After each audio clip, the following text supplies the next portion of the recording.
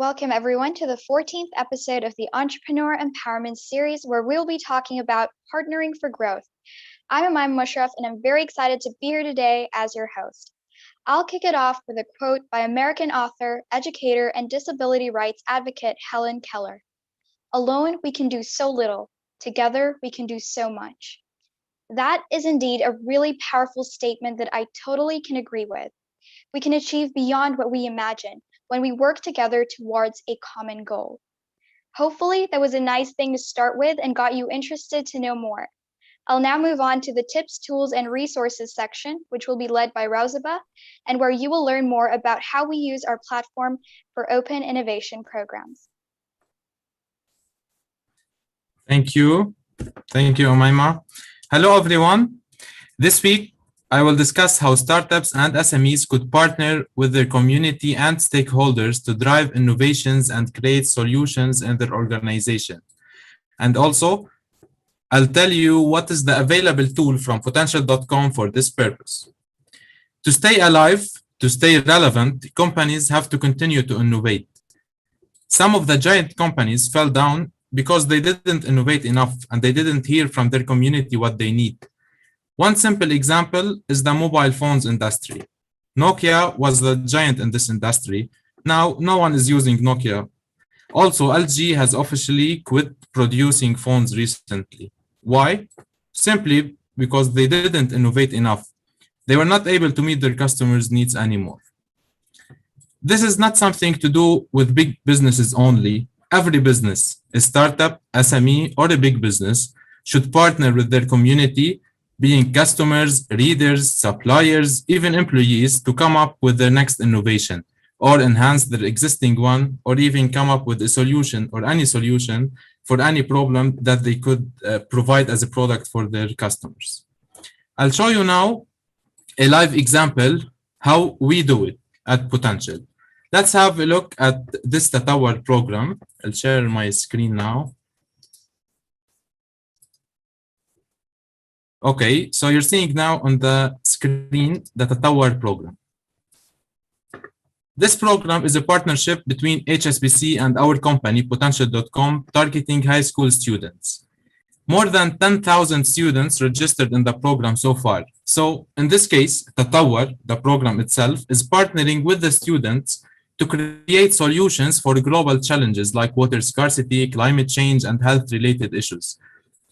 You will be surprised how innovative these small students are and how many innovative ideas and business models came up from this program so far. Today, we have Umayma, one of the graduates of this program, with us hosting this webinar too. Also, I'll scroll down to show you how also we go on to the stakeholders. So take a look here, how we engaged all other stakeholders to reach the same objective in the program. You can see that teachers, parents, volunteers, organizations, judges, schools, and governments are involved and took part of the same program to support students in their innovation journey.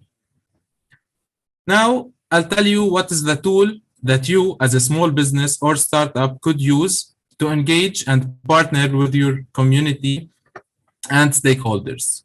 You can use our platform by making use of the Open Innovation Platform offer. This offer is for free only for the SME Empowerment Program users, where you can redeem it for 200 points. If you're watching us live on social media and you didn't register yet, go ahead, register now in the SME Empowerment Program on potential.com/SME. Make sure you collect 200 points and get the offer on your dashboard. I'll log in to tell you where you could find this offer. So you log in, after logging in or you create a new account, you will reach your dashboard in the SME Empowerment Program. You will scroll down to reach the program offers section. You can click on all offers to see all the offers available. And you could find the offer, launch your Open Innovation Program. So you can redeem this offer for free if you're registrant in the SME Empowerment Program by redeeming it for 200 points. Your Open Innovation Platform could be up and running in 1 or 2 days maximum. So don't miss it out. That's everything from my side for this week. See you next Tuesday. And if you have any question, please leave them in the chat and we'll answer them at the end of the session. Back to you, Umayma. Thank you, Rozaba. And now for the most exciting bit, let's hear from Shadi Bana, CEO of Potential.com, who will be sharing his expert views. Thank you, Umayma. Thanks everyone for joining. And now Umayma has raised the expectations. This is going to be a special segment. I'm not so sure about that. Hope it would be. But anyway, it's a great topic, a very important topic for us as a company. We believe a lot in partnerships in Potential.com. And as you saw from that example that Rozaba took you through, the Tatawar program is a program we initiated based on partnerships, and we have hundreds of other programs like it that bring together the ecosystem of partners to create innovations. And I'm very happy that we're extending this to you as well. So think of an innovation that you can do with your community and make use of this free offer. The program, just to repeat for anyone who hasn't known this, doesn't know this by now, the SME program is a free program for startups and SME. So like Rozaba was saying, you go to potential.com/SME, you register for free. And then as you go in, you collect a few points as every time you engage with the content and you build your plans. And then you can make use of this free offer where we will create for you your own open innovation program using our platform. So make use of this opportunity. I know we were having a chat before the webinar went live on social media with some of the regular attendees. I know Gareen is saying she has 700 points. So now, Gareen, you know how to spend the 700 points. That's one way to make use of them. All right, so I'm going to share with you some thoughts on the partnership, and let's get your feedback. For anyone who's joining us on the webinar, you can respond straight on the chat. For anyone who's joining us on the social media streams, you can respond on the chat there. If we don't get back to you immediately, we'll get back to you later on. But let's start with this question. Who can partner? How can you partner with? In your view, let me know who you think you can partner with in your own context of your own business. So let's start getting your feedback to see, or Rozaba already gave you some clues. So in Rozaba's case, in the program that he shared, the Tatawar program, the program partners with the students. And as Albrecht saying, partners also with the schools, absolutely. Omari is saying, anybody that believes in my ideas. Okay, so how do you engage, Omari, the people to not just believe in your ideas, but also engage with you and support your ideas? Alberic is saying also investors. Absolutely, you could partner with your investors. They're your partners in growth. Anna says vendors whose products complement mine. Excellent. Absolutely, Anna. Great. So we've got the process going and your answers are spot on. So let's move on to the next slide and show you the ecosystem that usually is involved. So this is what we call in Potential the next generation business, and this is the ecosystem partners that you could engage with. And some of these partners have already been highlighted. So we'll talk about them.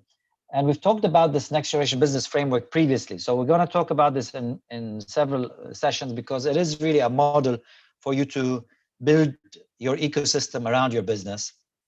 And we'll have more sessions to go into in depth on it. But today's session is going to be about these partnerships. So what can you do with each of these partnerships? So let's start with alliances.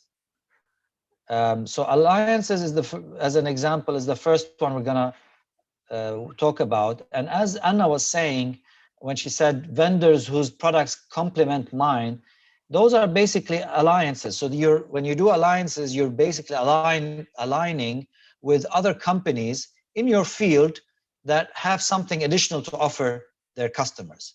So as an example, if you're selling a phone product, you might partner with a provider of phone cases as an alliance where you extend that offering. That could be an example of an alliance. Or if you're selling a specific software product that does, for example, accounting, you might partner with another company that does CRM solutions, and then be able to offer that as an alliance to some customers who are interested in the whole solution. So alliances allow you to expand your offerings without necessarily investing in expanding your own products over and over again, because that's a big investment. So you identify which kind of companies meet your vision, meet your approach, and have something valuable to offer your customers, and you align with them. So that's the first kind of partnership. Now, the second kind of partnership is with your suppliers. This has happened a lot over the past many years, maybe the past decade, where many companies have been partnering really extensively with their suppliers, with their supply chain. So you find, for example, a lot of manufacturers these days, especially the really advanced manufacturers, they don't hold any stock in their manufacturing plant. They depend on what is called real-time suppliers, real-time supplies of raw material that is given by their suppliers. So they have a very close partnership with their suppliers. And now this is all easily done because everything is, there's a lot of data on all sides. So a manufacturer that is building or assembling, for example, a car, they would basically have the seats coming from one provider. They might have the radios coming from another provider, etc. They don't need to hold all of that stock in the manufacturing plant. They will just need to ensure that they have a transparent schedule of what they're working on, so that the suppliers of the radio components or the car seat components, they bring them to the plant based on the numbers of units that will be produced today to give them. So this integration of supply chain reduces a lot of costs and creates a much more savings at all levels for the manufacturers and for the suppliers. So if you are a manufacturer, this is a very important kind of partnership. But also, if you're not a manufacturer, you might partner. If you are an office supplies, if you're a company that needs office supplies, and you have some agreement with your office supplies supplier, to give you material when you need them. So you might have a subscription model with them. You might have a model where you don't need to, again, have material or items in your office, but you just, when you need them, the supplier will be notified, and they'll bring them without you even asking for them, because you've just gone down on your supplies. So those kind of partnerships are the kind of things that could be done with suppliers. Next, we're going to talk about society. Partnering with the society is another big thing these days, especially when it comes to the importance that society is playing in the ESG environment. We talked about this in the last session: environment, sustainability, and governance. So the society, the community, is taking more interest in social issues, in environment issues. So you could engage with them further. So the example you saw in the Tatawar that Rawzaba took you through, that's a partnership with the society. The society, in our case, in that program, are the students, are the schools, are the volunteers. We're engaging them in the solution building process of building these innovative sustainability solutions. So that's a very important way for you to think about, in terms of how can you engage your community around you so that they are also partnering to support your mission and vision. Next is basically partnering with the government. And the way that you can do this is by checking what are the government's vision or direction over the coming years. Most governments these days, except for very lousy countries, would have some kind of a 5-year plan, or Vision 2030 is in the case of Saudi, for example. In many countries, they have these milestones based on big, decade periods. So if you look at those kind of plans, those visions, those documents, you'll be able to pinpoint what is it that the government is focusing on. So it could be that the government, for example, in their plan is focusing on increasing employment, or is focusing on basically producing, becoming an innovative, country, or wants to increase the amount of exports from the country. So look at what is the strategy of the government. And as Gareen is pointing out on the webinar, we know there's one government that's really lousy at this. We're not going to mention it now, but most other governments would have some kind of plan. So align with that plan. Try to identify what is it that you can do to support the government's plan, and highlight that. Go and talk to the officials that you know, or make sure that you highlight that anytime you're doing a press release, or anytime you're launching an initiative or launching some activity, that you pinpoint that, you know, our specific program is helping accelerate the government agenda by helping more exports, or by helping more manufacturers, or by helping the farming industry. Whatever it is that you're focusing on, align to what the government's priorities are, and just pinpoint that, because you might find there will be a lot of support programs in the governments that can support your work if you are supporting their own vision. So the next partnership is with your shareholders. Also, Alberic was saying this in the chat, investors in this case. So your shareholders are your investors. They are interested in your success. They are partners in your growth, in your success.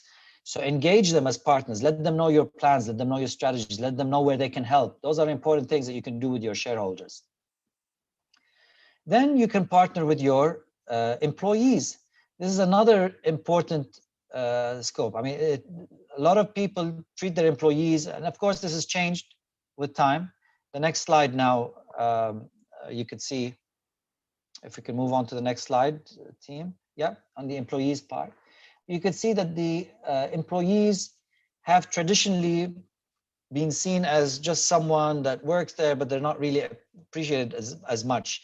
One of the companies that really did shed a spotlight on this was Starbucks. They would call all of their employees partners. And you know,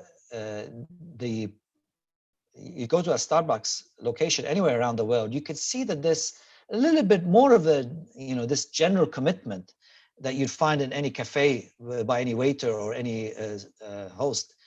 In Starbucks, the people that are working there are usually, you feel that this is like their business, and that's because Starbucks treats them as partners. And by doing so, the employees are more committed, they can provide better service, they can do much more for the organization. In the end, they benefit, everyone benefits. Next is clients. This might sound weird, but you could also partner with your clients. Partner with your clients to launch a new initiative. For example, you might look at your clients and say, client ex-client, you're working with us, we're doing some great work here, but we're working on some innovative project, and if you're willing to co-develop this with us, it would be great. You would get the benefit of being the first mover in this space. We would benefit from having a real case development happening with us. So if you can find ways in which you can partner with your clients to help you accelerate your innovation, that help you help their business, but at the same time they're helping you, that would be the ideal situation. Instead of having that relationship with the client as just a vendor-supplier relationship, which is very transactional, the more you can move it up the value chain, so it's a very strategic partnership, the much stronger your relationship with that client will become. We're going to dedicate a whole webinar on this in the coming weeks in terms of how do you take your client relationships to the next level so you can maintain sustainability and growth for the long run. So we'll talk more about that later. Next is the media. The media are people that you can partner with. Again, journalists these days are struggling to find enough news, stories to write about. They're bombarded by lots of things that they don't have as much time to write, to investigate. And sometimes it's an issue because we do get a lot of fake news, we do get a lot of clickbaits. But if you can develop some really good relationships with some journalists that care about what you're doing, you show them the impact that you're working on, you show them the vision, you show them the results, these journalists and these media outlets could become your marketing engine. If you can convince these journalists about the things that you're working on, how important it is, they will go and speak on your behalf. They will expose you, they will give you airtime, they'll basically be a great marketing engine for you. And it's a very low cost, if actually no cost, marketing engine for you. So keep that in mind. Try to find how you can partner with your media. The final partner you can partner with in this stakeholder view is your channels. Channels meaning your retailers, basically maybe online e-commerce stores. If you've got some products that you want to sell through different channels, different online stores. So for example, if you are selling through Amazon, Amazon is your channel in this case. If you're selling your products through a retailer that has a shop in a store, in a mall, they would be your channels.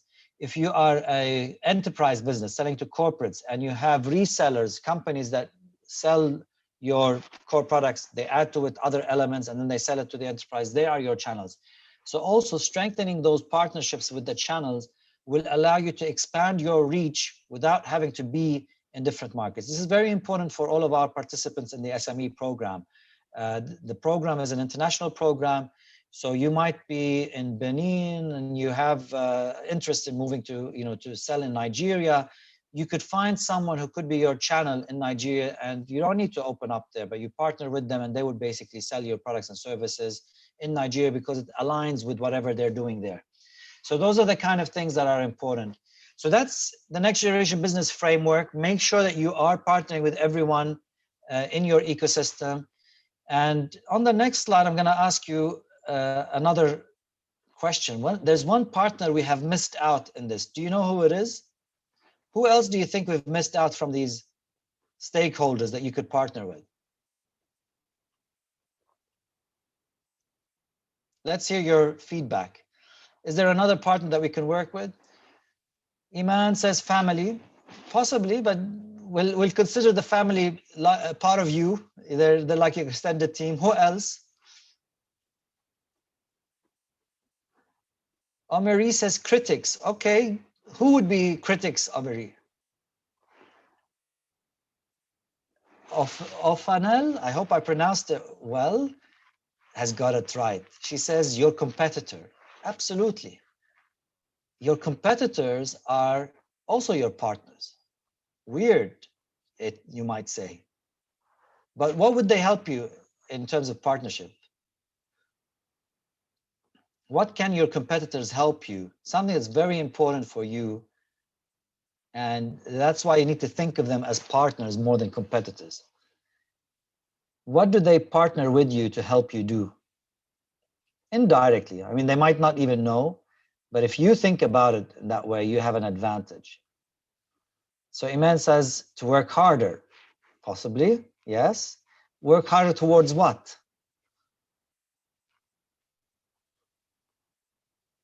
So anyway, so that we don't take so much time, Anna says competitors to partner with to influence policies. Absolutely. Harish says to keep you on your toes. Okay, now I see the question, the feedback coming. So basically, they are your partners in innovation.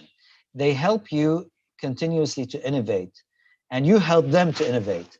So competitors, and especially these days with the internet, and you're able to see what everyone is offering more or less, and they're able to see what you're offering.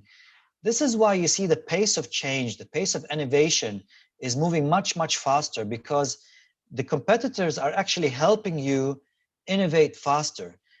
You're picking an idea that they're doing and you're building onto it. Then they pick on your idea and build onto it. Then you pick on their idea and they build onto it. And this just accelerates the pace of innovation.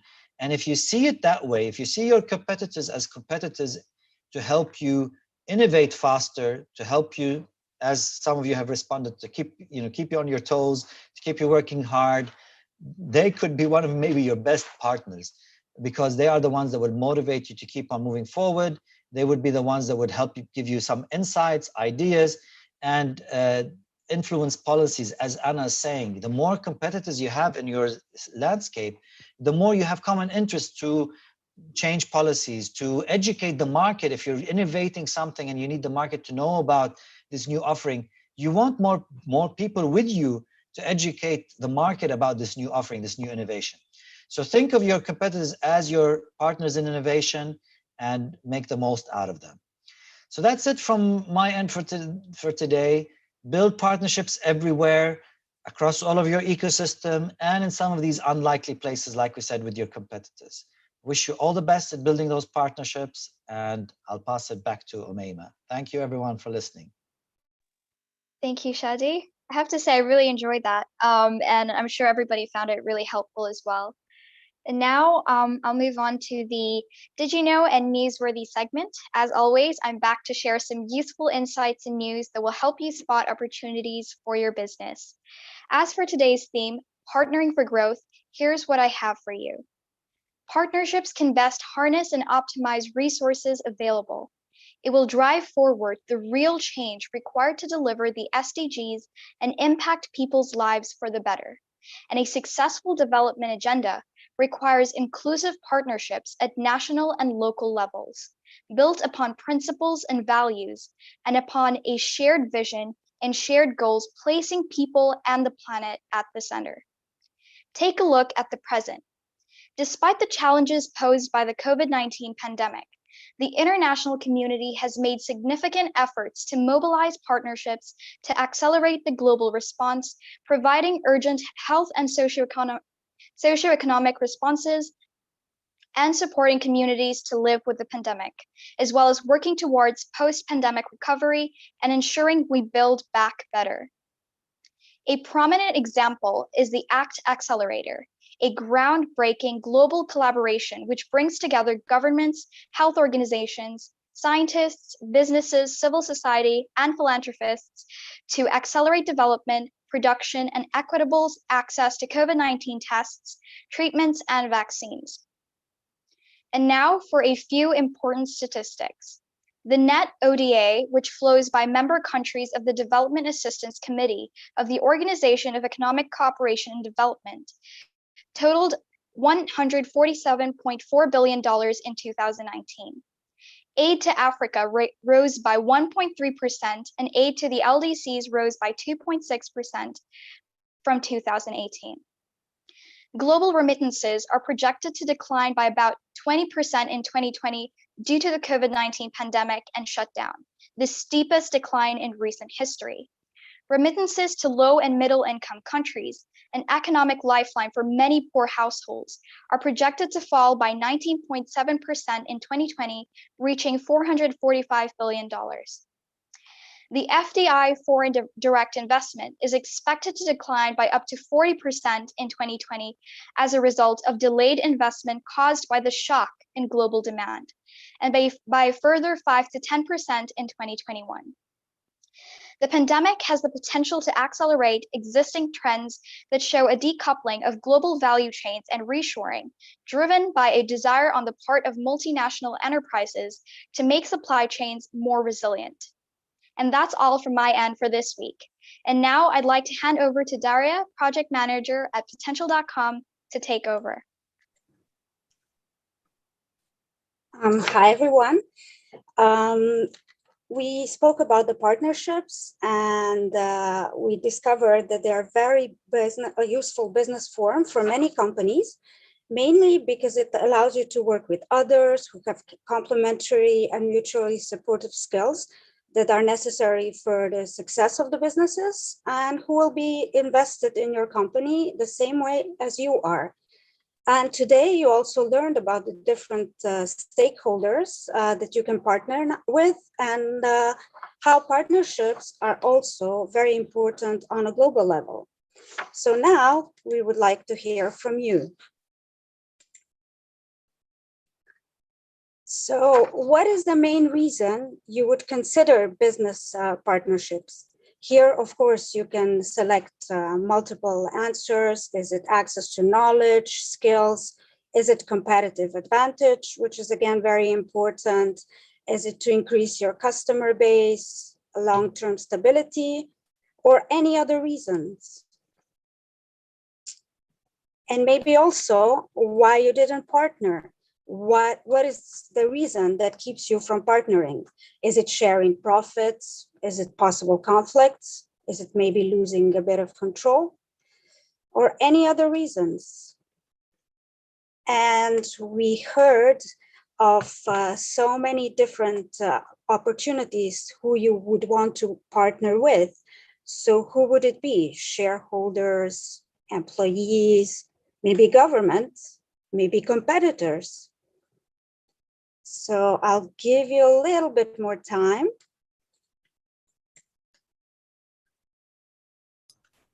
So for the ones asking on the chat, there is a pop-up on your screen with some questions called a poll, and on the Zoom, the one joining us on Zoom, you could choose the best answers that describes your business and describes your the form you're going with. And a shout out to those joining us on LinkedIn, who basically are asking also some questions, and feel free to ask the questions further now. Ismail, thank you for your comment. Well said. Manoj, let us know what you would like to add, because we didn't get that. We'd want to engage also on LinkedIn and YouTube, the community there. So if you feel you've got anything to add, feel free to do that. We're currently doing a poll on the Zoom webinar for those that are joining us live on the webinar. And basically we send the invite to those that registered in the SME program to attend the webinar. And for everyone else, we're sending the general invite to attend the social media streams. But for anyone that is now listening, as people are responding to the poll on Zoom, if you haven't registered yet, go to potanjah.com/SME, register there, and this way you get the option of attending anywhere that you'd like to attend, on the live webinar or on the social media streams. Thank you, Rawzaba and Shadi. I will be ending the polling now. And thank you all for your responses. So most of you, 82%, for you, the main reason to consider business partnership would be more possibility for growth and expansion, followed very closely by the access to knowledge, skills, expertise, experience, and contacts.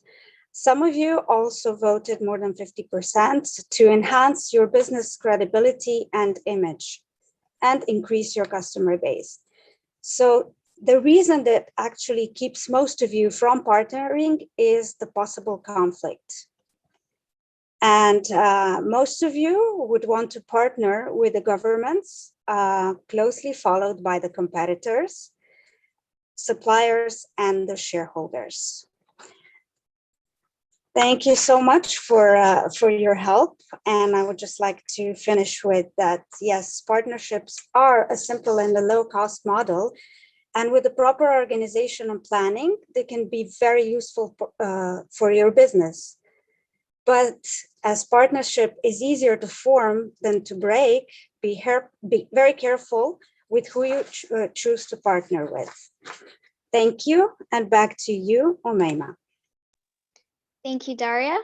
We've come to an end to today's webinar, but we hope to see you again next Tuesday at the same time for another very interesting session that I'm sure you'll enjoy and learn a lot from.